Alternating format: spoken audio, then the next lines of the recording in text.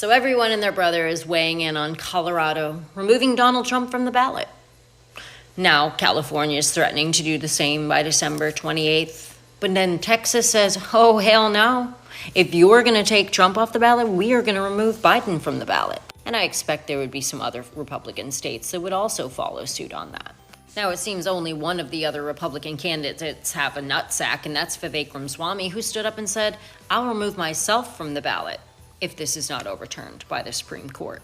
And then challenged the other 3 Republicans still in the race to do the same, but of course they declined. RFK came out and said, this should worry every single American. And it should. Now look, I don't care which side you're on. I don't care if you love or hate Donald Trump. But you have to admit that this is wrong. And I'm sure this will be overturned by the Supreme Court because at the end of the day, this is probably one of the most undemocratic things that 4 unelected officials could do.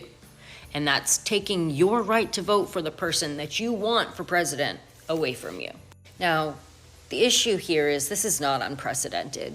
It's been done before. It was done to Abraham Lincoln. He was removed from like 10 states' ballots. Of course, he still won. But guess what followed a year later? The Civil War.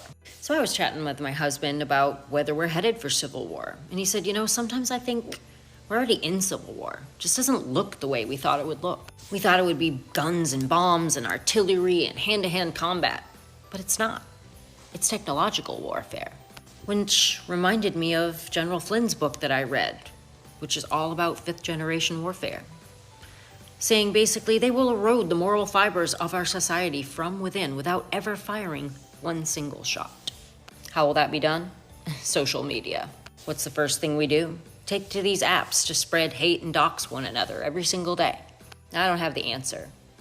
But I do know that I've never seen our country so divided in my lifetime. I've never seen them dangle so many carrots of division and us gobble them up, taking the bait every single day at each other's throats. I don't know what it'll take to reach across the aisle and shake hands and realize that it's us against them, not Republicans against Democrats. But I do know that I have the ability to see it, that I do not have blinders on, and that many do. Because sometimes it's comfortable in the not knowing, because once your eyes are open to what's going on, you now have to stand against it. It's time to take the blinders off. It's time to get a little bit uncomfortable so that maybe we can get our country back without some sort of 9/11 type experience happening. Because I know that's the fear. I just would hate for it to have to come to something like that to bring us back together, if it's even possible. So what do you say, America? Do you even think it's possible to come together? I think it's time to form a strategy. Love to hear your thoughts. Drop me a comment.